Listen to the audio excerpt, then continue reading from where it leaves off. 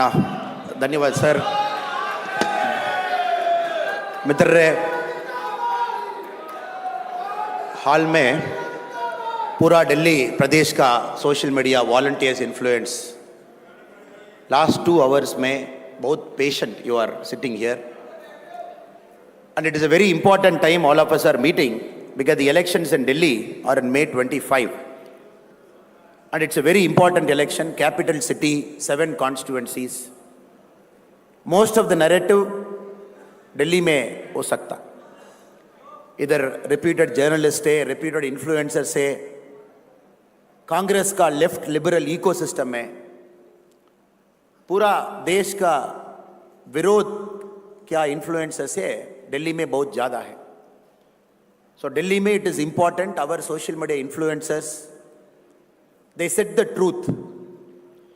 हमारा पास स्टेज में चीफ गेस्ट दिल्ली प्रदेश का अध्यक्ष वीरेंद्र सचदेव साहब है.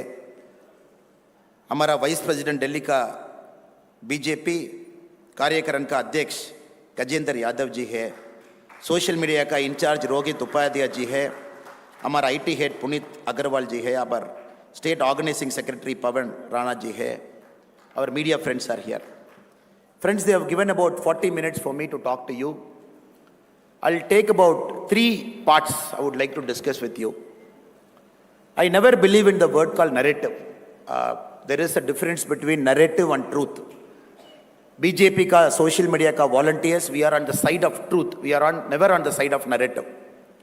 I'll give you a small example to illustrate the difference between a narrative and a truth. We all know Congress party is declining. Just yesterday I was seeing in television channel, the previous Congress Delhi ka state president has joined BJP yesterday in the presence of our state president. So we all have seen. Across India we know Congress party is on a decline, possibly in 2024. June 4 when the counting happens, Congress party will come down to less than 50 member of parliament in the Lok Sabha. It will happen. But Congress ka ecosystem jinda hai. Whatever ecosystem has protected the Congress party over the last 50 years, that ecosystem is still intact. Our job as social media volunteers and people in the social media is to dismantle the Congress ka ecosystem, which is functioning more than the Congress party. So first 10 minutes, I'll take some examples to illustrate the difference between a narrative and a truth. There was a news article in a newspaper. 33% of girl students in a college have married their own professors. This is the news article. 33% of girl students in a college have married their own professors. Immediately the ecosystem will say, what is happening in our country? 33% girl students have married their own professors. What is it? We are not getting into the value judgment of right or wrong. Now this is a narration, a narrative, which says 33% girl students have married their professors.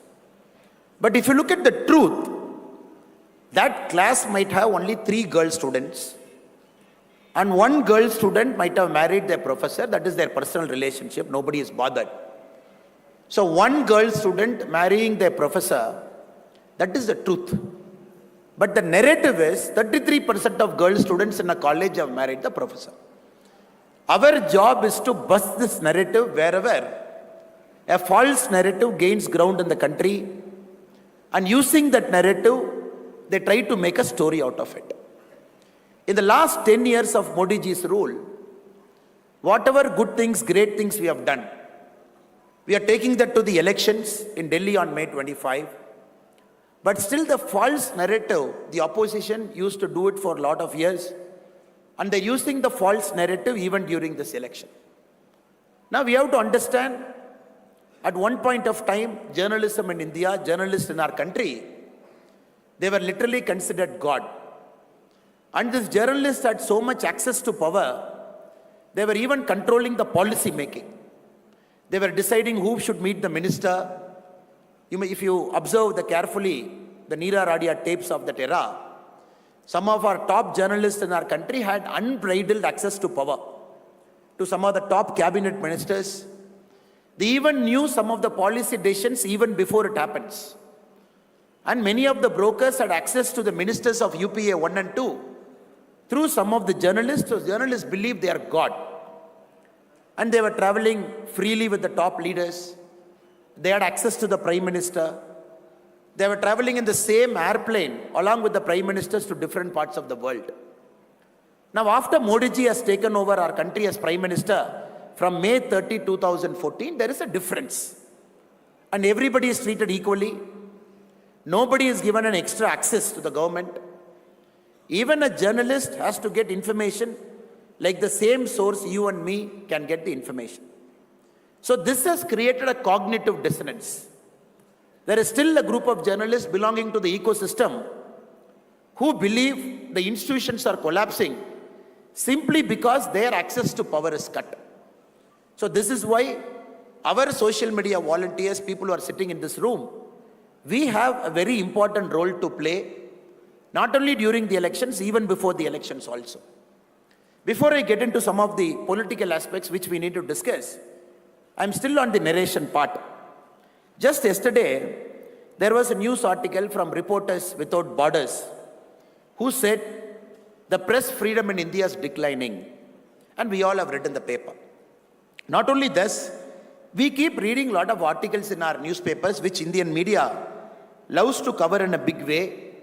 The institutions in our country are collapsing after BJP has taken over, BJP has come to the government. So very often they keep quoting a couple of indexes, press freedom index, the democracy index, to say, oh, in India democracy is declining. And many newspapers cover it prominently. Again, I'm giving this example as a second example to say how a narrative is set in our country by people who don't want to believe India is progressing.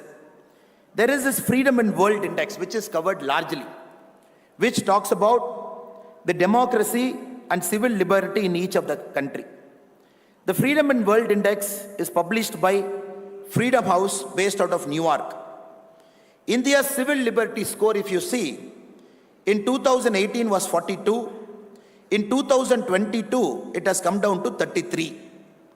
So now India's overall ranking has come down to 66, which India had during emergency. Emergency time में India का क्या score था? अभी Freedom in World Index has given the same score to us. Northern Cyprus, a country controlled by Turkey, is having a democracy score of 77, that is better than our country. Mongolia, which had a one-party system in 1990 till 1990, is having a score of 84, which according to Freedom in World Index is a free country. Now if you keep looking at it, this is a narrative. Now this will come in the paper, people will read it. But our job as social media volunteers, as influencers, is to dig the truth, to find what is really the truth, so that through our social media handles, through our ecosystem, we publish to the people at large. If you look at the truth of what is happening, this report, Freedom in World Index, which is coming in all the top newspapers, it is produced by a team of in-house staff, analyst, consultant, external analyst. It is not, they don't come to India, they don't meet you and me, they don't take survey in Tamil Nadu, survey in Kerala, survey in Delhi, and then they put out a score.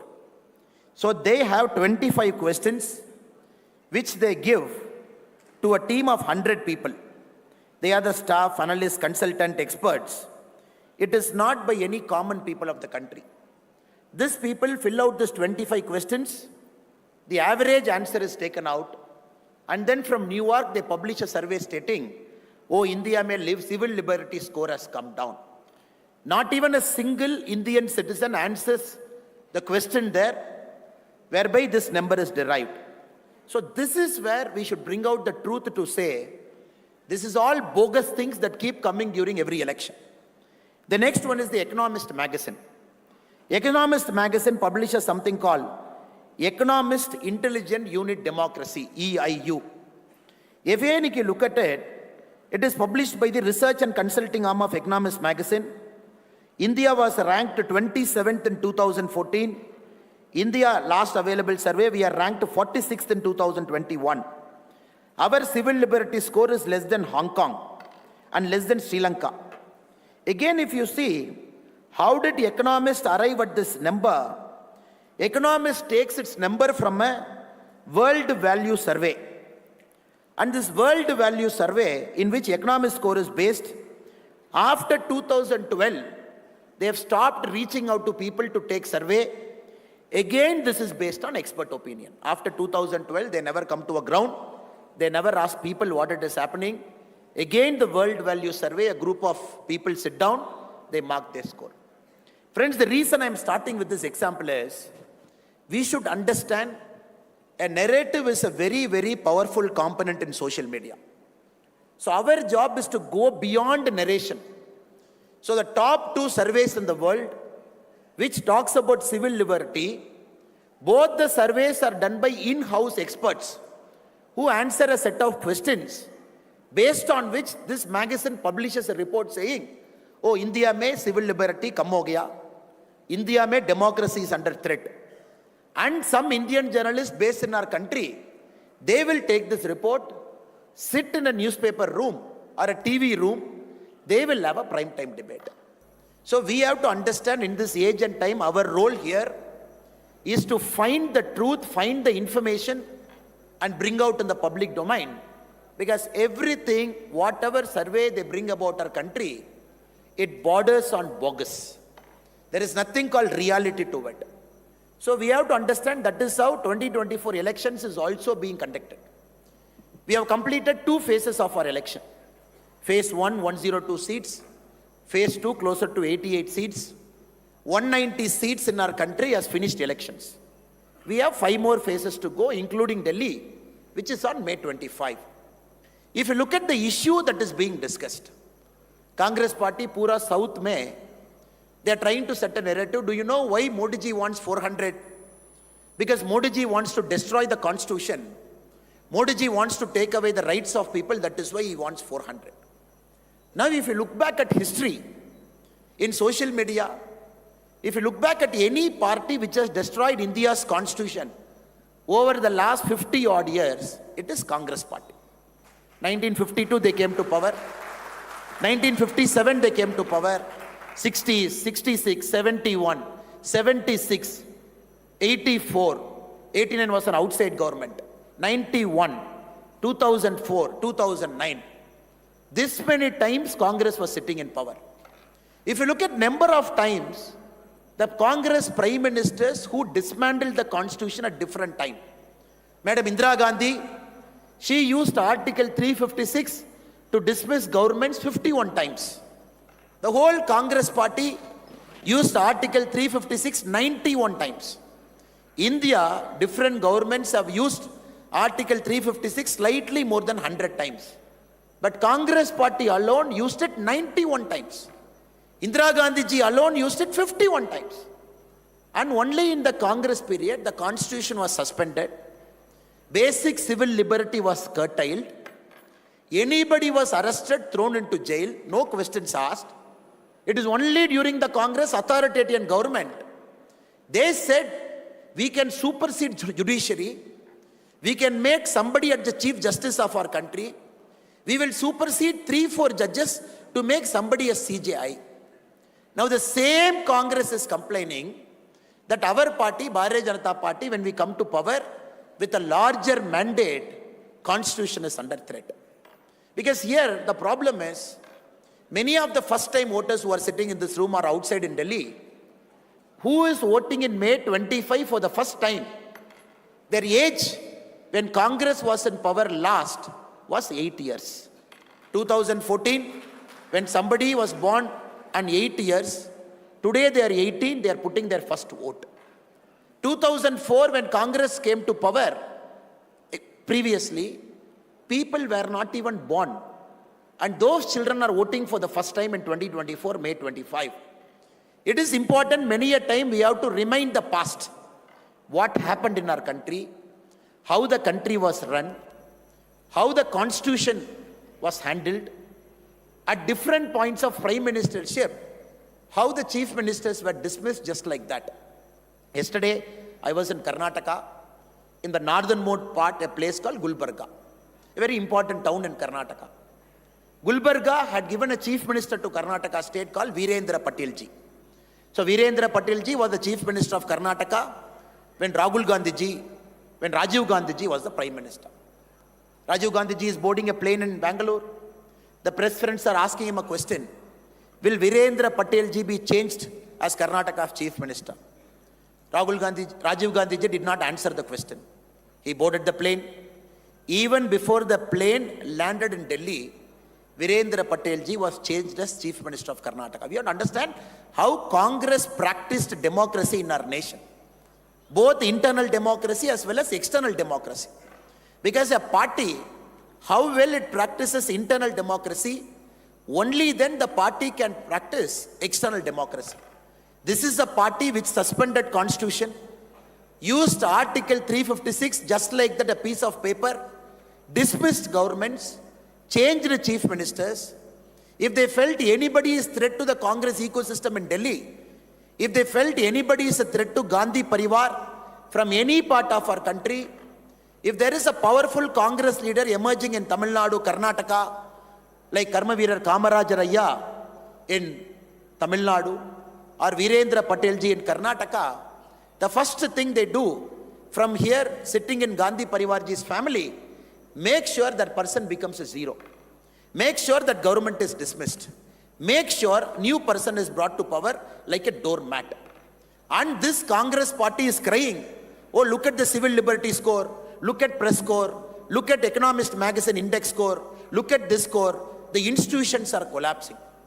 If it is one government in 10 years, which never used 356 illegally, which respected the constitution in every single forum, which made sure, even in 2014, when we had 283 MP, even in 2019, when we had more than 300 MP, we never brought an act called Ram Temple Act in Parliament. We never brought an act. We never brought an act called Ram Temple Act, by which through a legislature, we build a Ram Temple. This is a classic case of a party coming to power with an absolute majority, respecting the constitution, respecting the law of land, respecting the judiciary, waiting patiently like we have waited for 500 years, and whatever the judiciary's order was given, obeyed to the letter, not only in spirit, to the letter, and made sure Ram Temple was built. And Congress is making an allegation against our party like Bharatiya Janata Party, which despite a super majority, we respected constitution. Not only we respected, we strengthened the constitution on every available level. Friends, this is a very important narrative, because Congress doesn't have anything in the armory. They don't have a prime ministerial candidate. The India Alliance doesn't have a prime ministerial candidate. They don't have an overall national narrative, because Congress narrative in Tamil Nadu is entirely different. Congress narrative in Kerala is entirely different. Congress narrative in Karnataka is entirely different. Congress narrative in Andhra is entirely different. So we are seeing first two phases of election. We are seeing across the southern states, India Alliance, one narrative in one state is different from one narrative in the other state. We have to understand, since they don't have a narrative, they are running this national election like a local election, like a regional election. They are running this national election like an MLA election.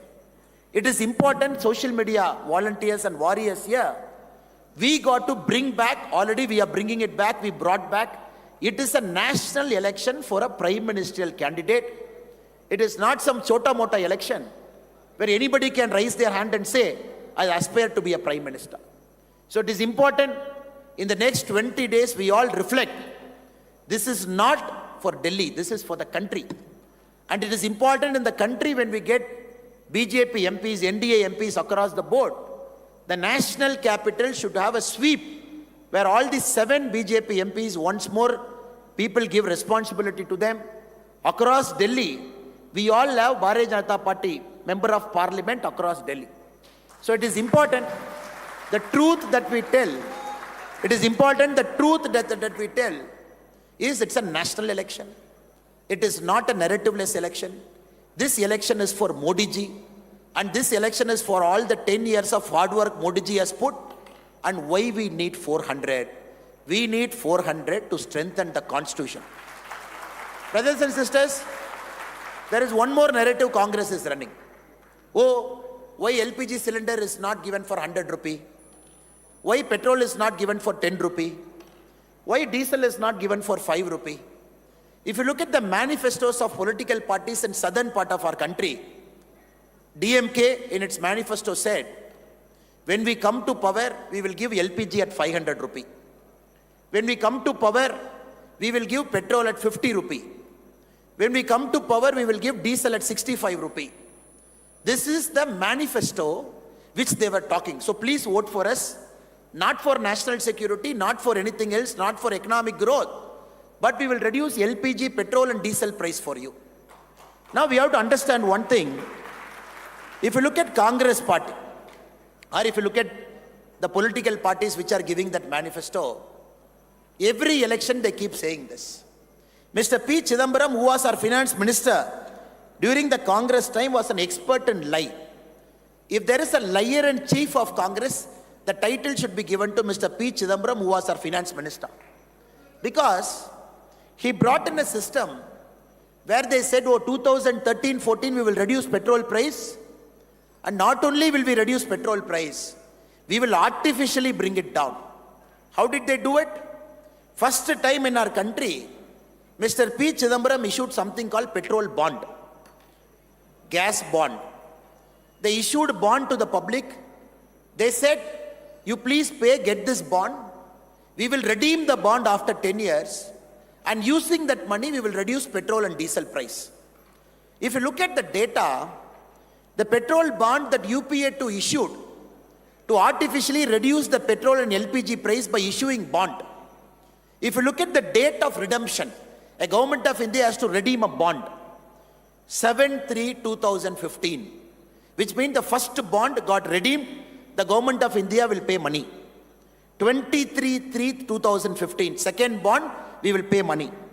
Now I am reading the data for you, kindly listen. The bonds that UPA2 issued, by which they got money, by which they were able to artificially bring down petrol diesel price just for election, 16/10/2021 redemption, 28/11/2021, 10/11/2023, 12/2/2024, 15/9/2024, 4/2/2026, 23/3/2026. See? They have issued a bond, petrol bond, saying 15 years later, some government will come and redeem the bond. Some government will pay 1,34,000 crore, which we have mobilized by that bond.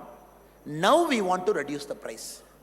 If there is a single biggest fraud done on the Indian Constitution during the UPA 1 and 2, this petrol bond is the single biggest fraud they have done. They never said we will redeem the bond. See how intelligent they are.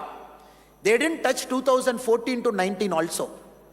Because they thought by reducing petrol, diesel and all those drama, they will come to power in 2014. They said the redemption will happen after 2021. So 80% of bond which they took, they kept the redemption 2021, 2023, 2024, 2025, 2026. So our government, Modi ji government, taking over after 2014, whatever Congress petrol bond they have issued, we are redeeming, paying that money. Because the government of our government is honoring that. This is how they set narrative. This is how they set narrative. And it is very, very important that we present the truth. We tell the people of our country. Rajiv Gandhi ji, in 1985, he was having an interview with Sam Pitroda. Sam Pitroda, you all know the infamous statement he made. So Rajiv Gandhi ji, Sam Pitroda asked him a question. 1985. How many of you are born in 1985, sir? Can you raise your hand? After 1985, you are born. How many of you are born after 1985?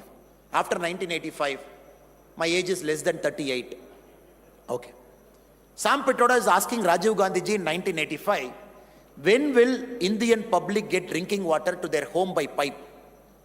Rajiv Gandhi ji answers, in 5 years, I will make sure every citizen in our country will get drinking water by pipe into their home.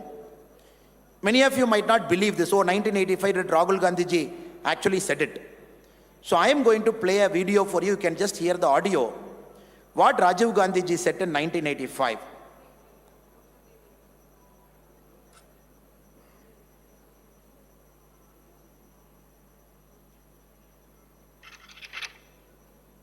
That we will give drinking water in 5 years. In 5 years. So 1985 he says, we will give drinking water to every single person in our country in 5 years, meaning by 1990. When Modi ji announced the same scheme, Jal Jeevan Mission, 2019, August 15, when Modi ji announced it, that every household will get drinking water by pipe. So at that point of time, India had 16% houses which had drinking water coming by pipe, 16%, which was 3 crore 24 lakh houses. Which was 3 crore 24 lakh houses. Now today, if you look at number of houses that is having drinking water by pipe, it is 76.28%. Now we have to understand what Congress said in 1985, what we are delivering now.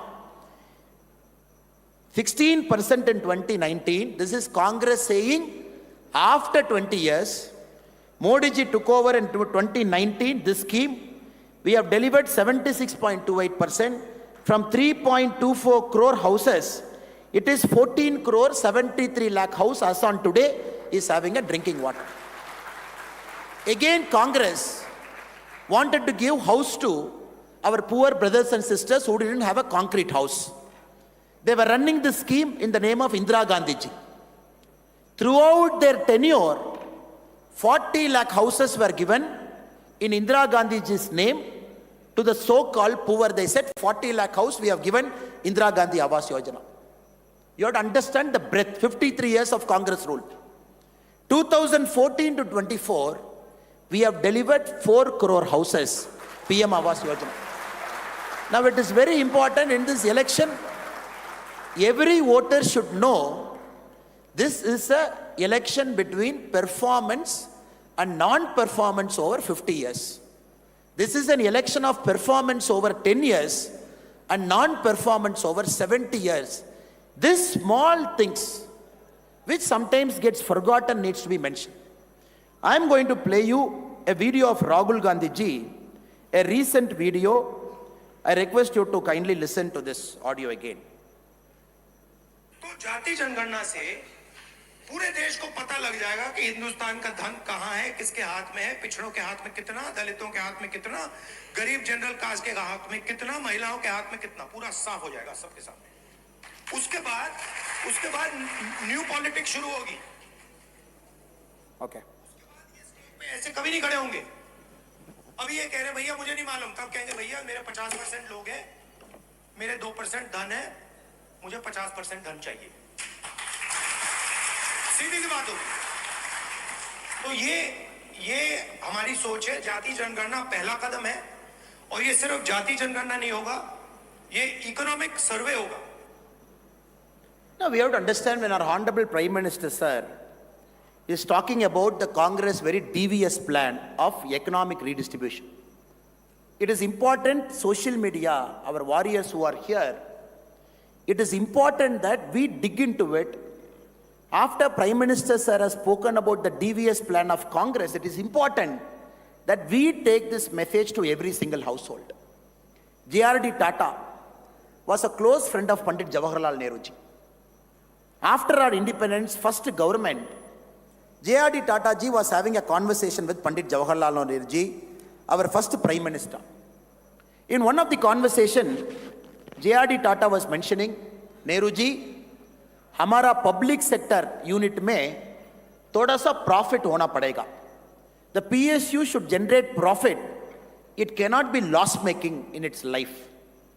Pandit Nehru ji replies to J.R.D. Tata, Tata ji, आप profit का word मत बोलना, वो dirty word है, मेरा को पसंद नहीं है. प्रॉफिट डर्टी वर्ड है, आप मत बोलना. This J.R.D. Tata ji records the conversation he had with Pandit Nehru. Later, J.R.D. Tata ji writes a foreword for a book about Tatas.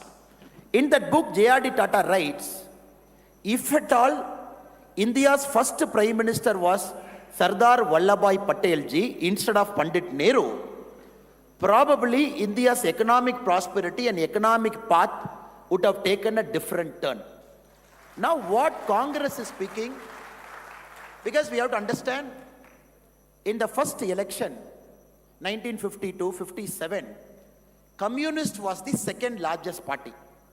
Communist Party had more number of MPs after Congress. Communist Party had this radical idea that economic redistribution has to happen like the model that is followed in Russia and China at different points of time.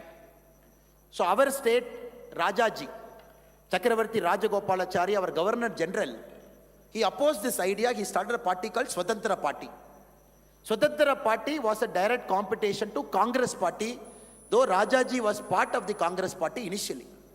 There, J.R.D. Tata again writes a letter to Nehruji. You have to understand the context in which Rahul Gandhi ji is speaking. Now it is important, we have to understand what is their plan. And through our channels, it is important we take it to the public at large. J.R.D. Tata writes to Pandit Jawaharlal Nehru, we don't want Communist Party as number 2 in the parliament. India needs a responsible opposition. So we are going to fund the Swatantra Party also. Of course, we will give more money to Congress. Little money we'll give it to Swatantra Party. And Nehruji writes back to J.R.D. Tata saying, that is your wish, but Swatantra Party can never be an opposition in our country, you take my word. So Nehruji was unhappy with Tata's giving money to Swatantra Party because they don't want a radical party in our country who can do what Russia and China did with the citizens.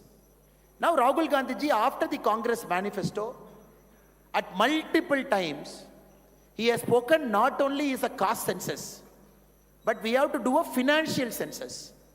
And this financial census will capture the economic data of each person and his family. Based on this, Rahul Gandhi ji goes one step further to say, if somebody is having 2%, if somebody is having 50%, he says they have to correct that imbalance by making sure somebody is not having a 50%. Sam Pitroda ji goes one step further to say, in America, when there is a wealth tax of 55%, why not? It's a time to have debate in our country.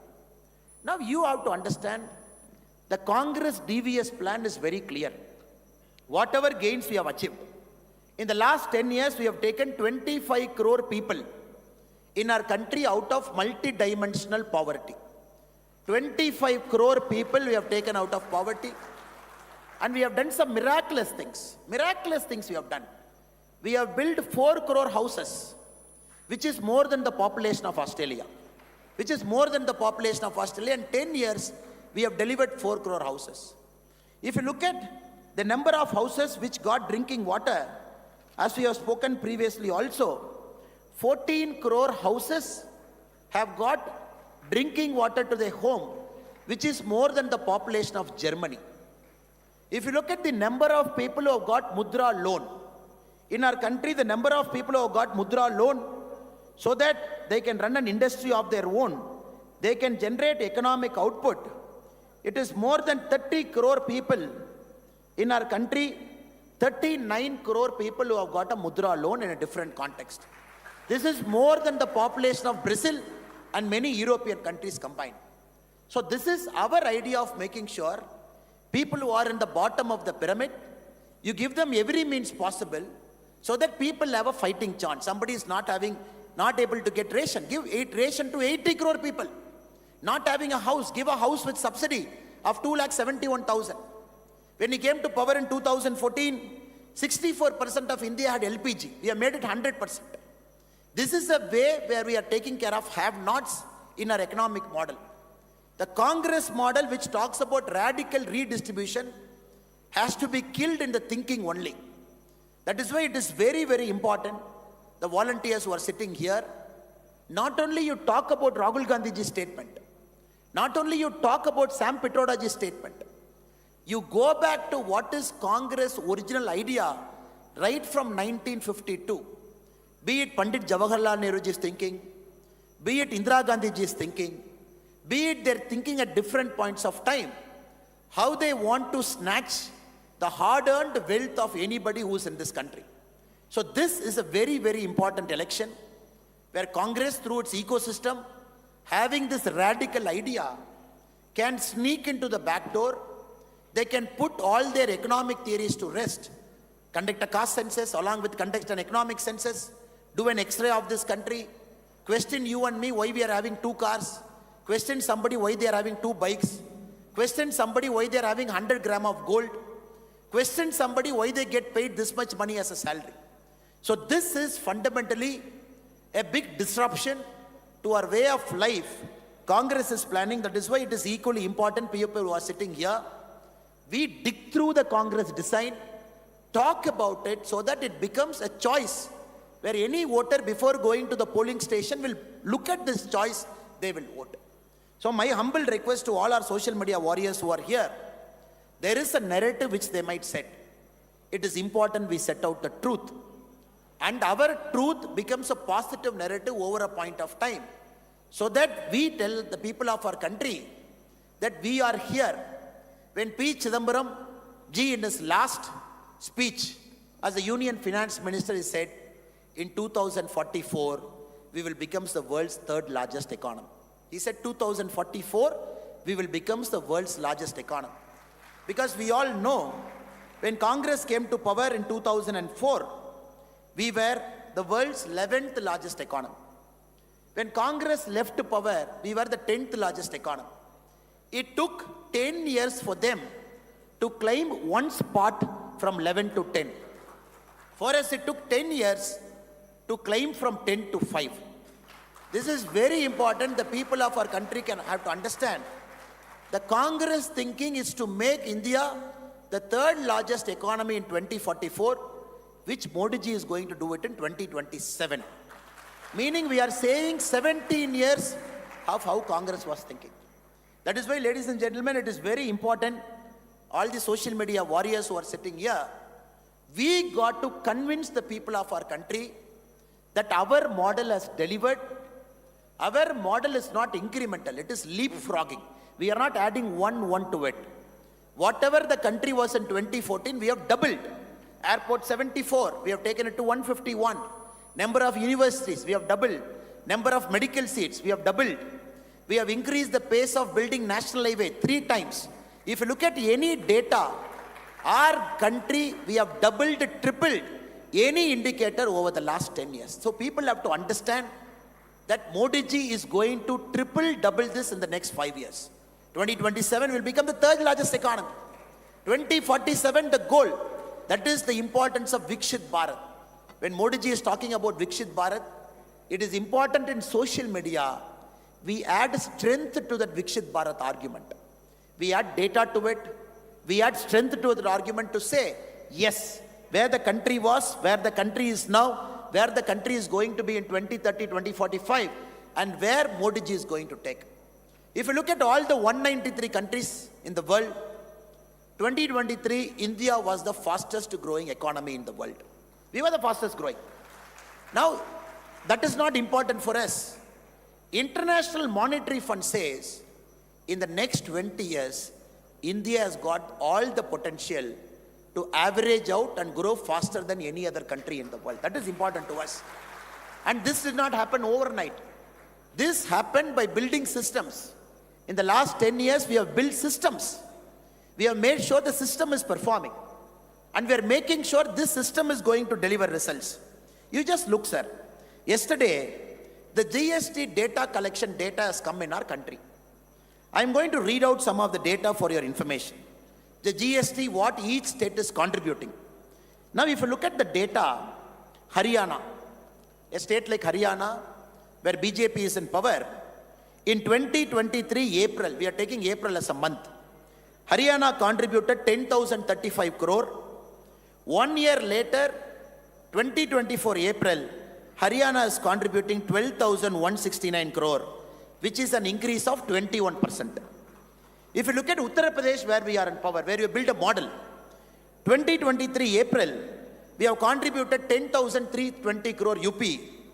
2024 April, UP has contributed 12,290 crore, which is an increase of 19% in 1 year. If you look at Maharashtra, which is India's largest economic state, 2023 April 33,000 crore, 2024 April 37,000 crore, which is 13%. If you look at the state in which I come from, Tamil Nadu, 2023 April, Tamil Nadu we contributed 11,500 crore. 2024 April we are contributing 12,000 crore, which is an increase of 6%. Now this is a model that is working. Wherever BJP states are in power, you can look at the data, you can just take out BJP states in power, you can take Congress states in power, you can state Dravidian parties in power. Tamil Nadu is such a great state. For 60 years, Tamil Nadu was India's number 2 in terms of economic output after Maharashtra. Now Uttar Pradesh has overtaken us 3 months before. Haryana GST tax collection has almost equaled us. A small state like Haryana, a big state like Tamil Nadu with 8.5 crore population.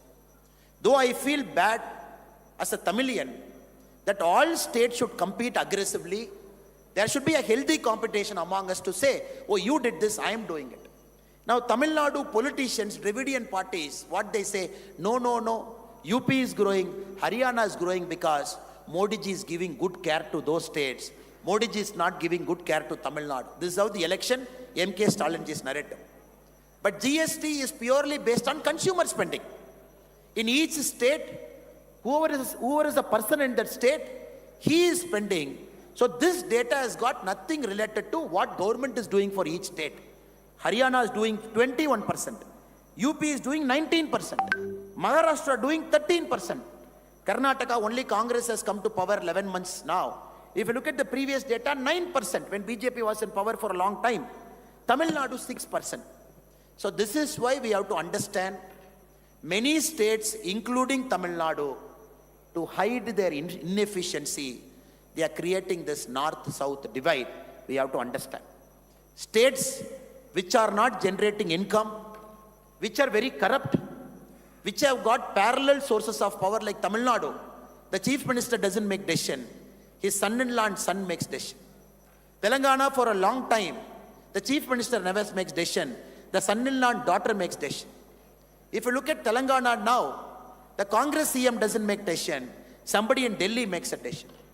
If you look at all the states, including Kerala, which is complaining north-south, if you look at GST data, we know why BJP governing states are performing, why non-BJP states are not performing. This is a very powerful argument to make that our system is working, our model is working. That is why in India also we are seeing a miraculous growth when compared to states that is governed by Congress. Now other argument they make, especially in South, which is very important in Delhi also, which Aam Aadmi Party keeps making. When Indira Gandhi ji came as Prime Minister, there has to be a formula for devolution of resources. All states contribute money to center gives back money. Article 275 mandates, center should give back money. Article 280 mandates how Finance Commission should function. When Indira Gandhi ji madam was there, they said all the money coming to Delhi, when it is given back to states, 60% weightage is given to population. In 1960, 2060, 50% weightage to population. Now anybody who is complaining, oh Delhi is taking all the money, it is giving more to BJP state, it is not giving to a state like AAP, which is governing, or Punjab where AAP is governing. Now we have to understand the Article 280, the Finance Commission, the 15th Finance Commission formula is very clear. Income distance 45%, population 2011 15%, not 60% which Congress brought. Area of a state 15%, forest cover, ecology 10%, demographic performance 12.5%, tax efficiency 2.5%. India, whatever we do it by a formula. And based on that formula, the money goes to each of those states. That was a narrative in phase 1 and phase 2. The political parties were trying to say, no, we are not getting enough money. But BJP ruled states are getting more money. Friends, it is very, very important.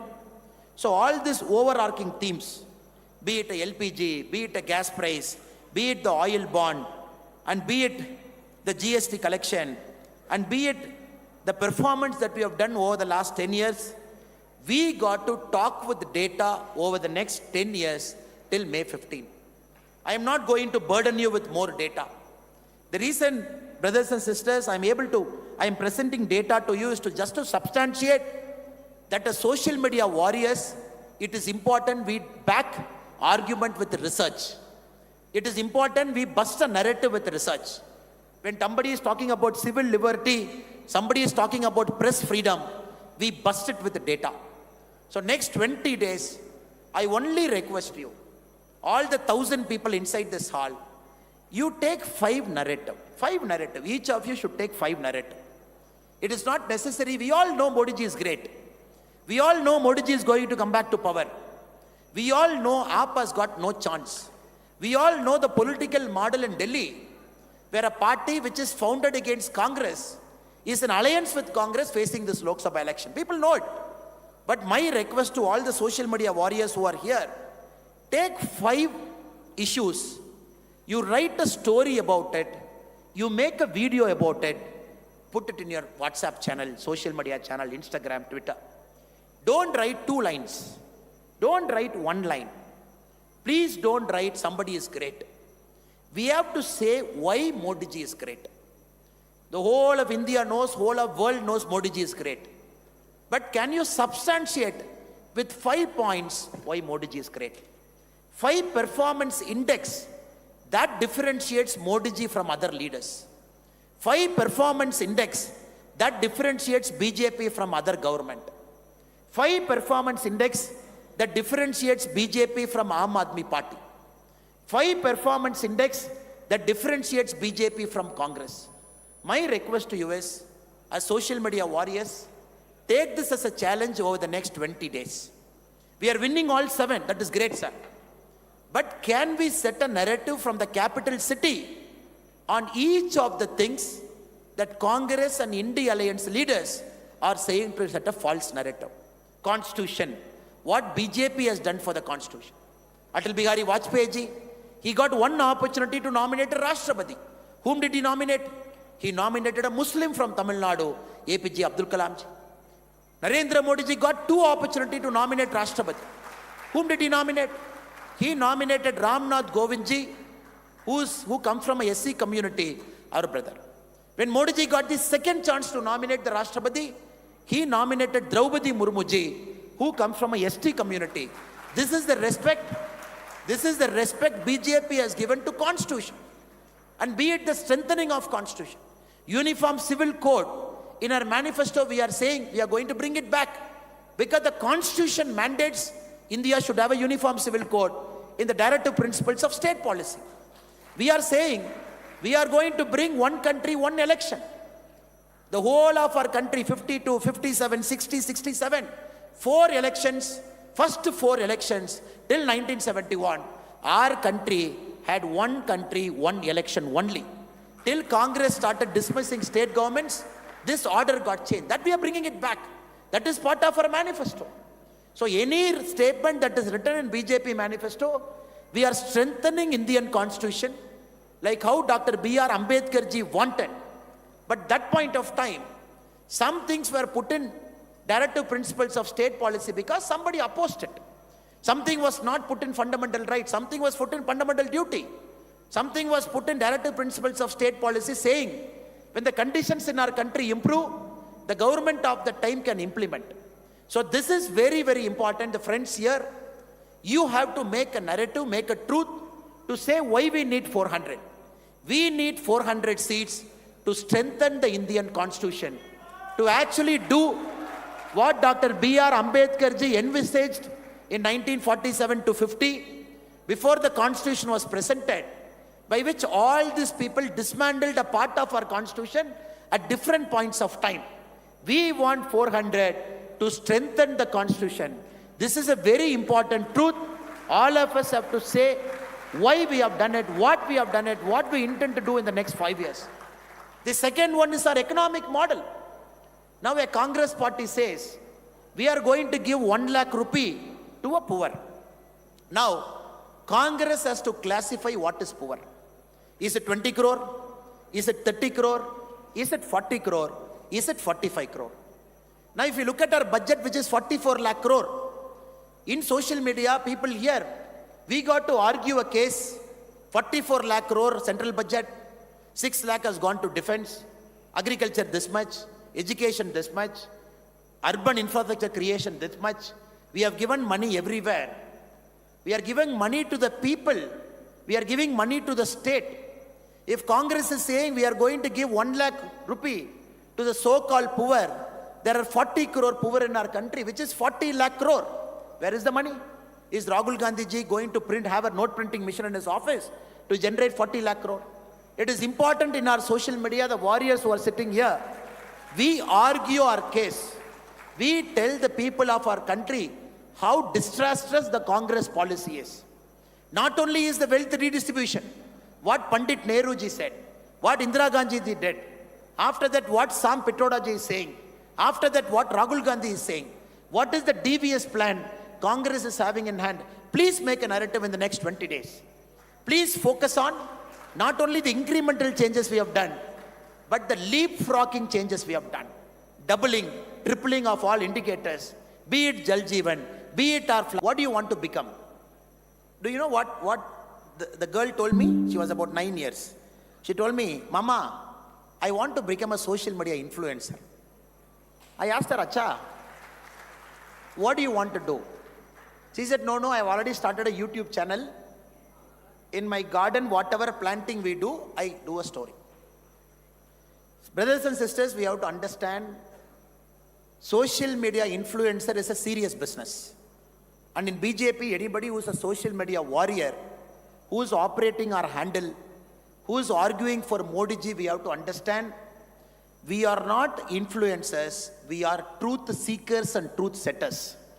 We have to seek truth, we have to set the truth, and people of our country has to read that truth. For that to happen, there is no biggest influence in our country than Narendra Modi ji.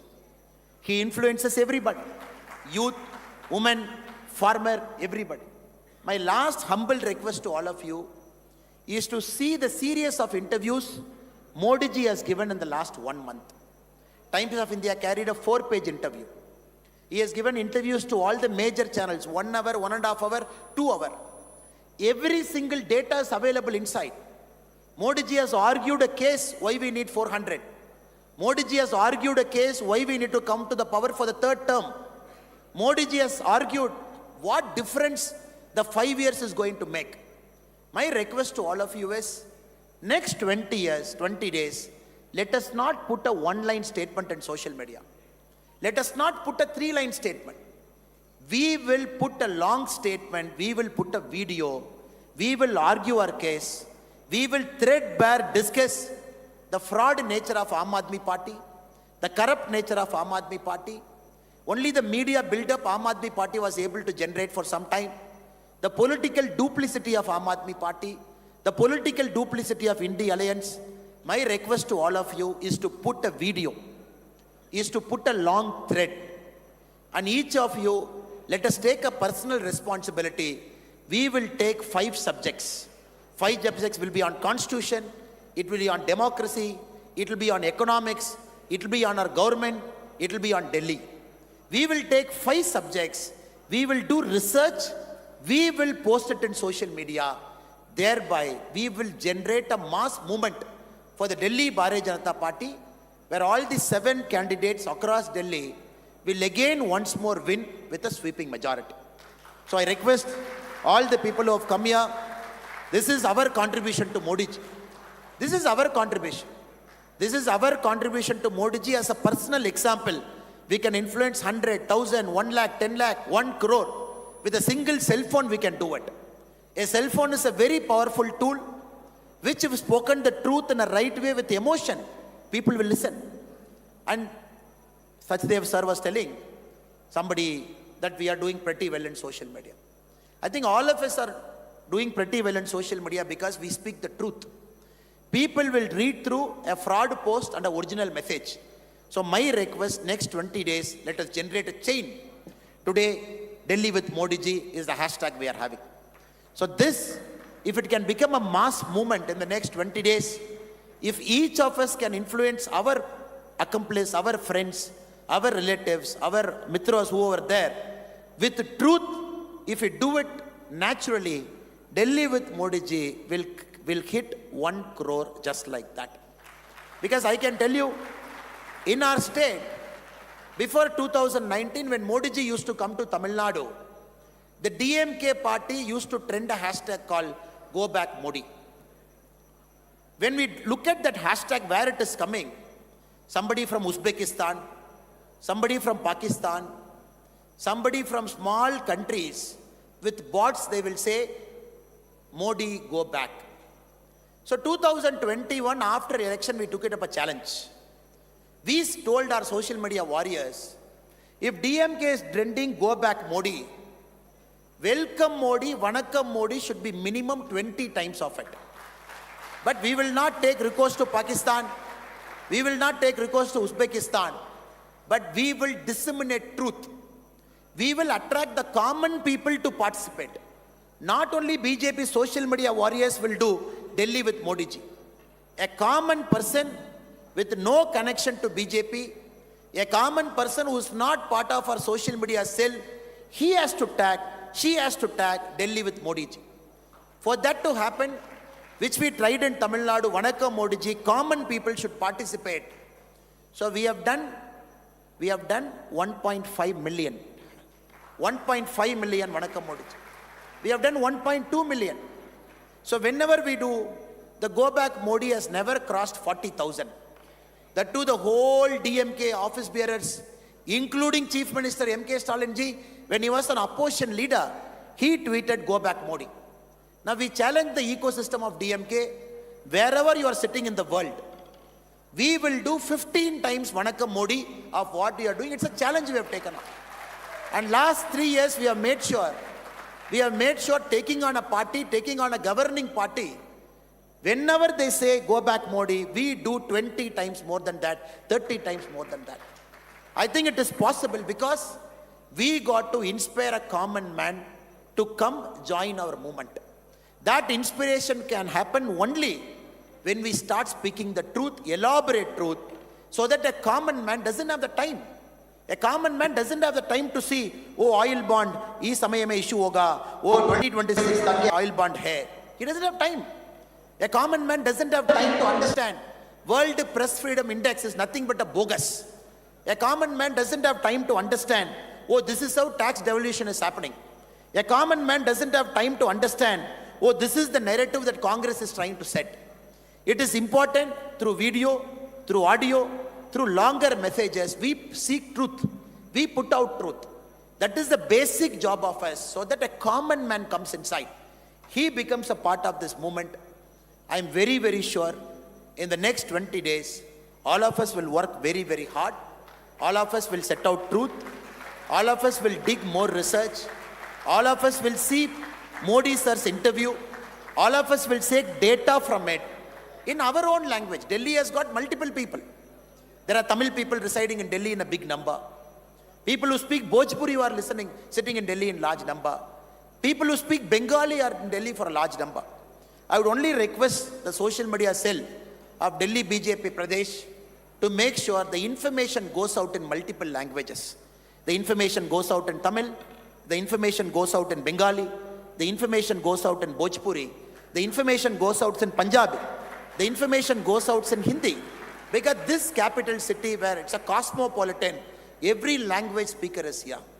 He might know all languages, he might know Hindi, he might know all languages, but still to emotionally connect, the truth has to be in his mother tongue, her mother tongue. In their mother tongue, the truth has to go. I would encourage all people who are assembled here who speak multiple languages, make it a point to tweet in Hindi, make it a point to tweet in English, make it a point to tweet or and put on Instagram in different mother tongues. The Delhi voters can speak. When we do it, I am 100% sure a mass movement can be created here. 1 crore hashtag we can generate Delhi with Modi ji in the next 20 days. It will be a momentum shifting thing that can happen in Delhi. So I've taken a lot of your time. I once again thank our Pradesh Adhyaksh Virendra Sachdeva ji, who's here and who has given the opportunity for me and others to come and assemble here. You all have come with a lot of enthusiasm. It is a family. All of us are part of Modi Parivar. There is no differentiation among us. Once we take the cell phone, all of us work for Modi ji. There is no difference between us. I request in Delhi, let us make history once more. Even if two partners in crime like Congress and AAP, they join together, still we will defeat them with an even larger margin than 2019. Let us use social media effectively. Let us spread out the truth over the next 20 days. Let us set 5 narratives in mother tongue in different languages in Delhi so that this becomes a movement in the next 20 days. I thank all of you for your patient listening and for your patience. Thank you so much. Bharat Mata ki Jai. Thank you so much, respected Sri Annamalai ji.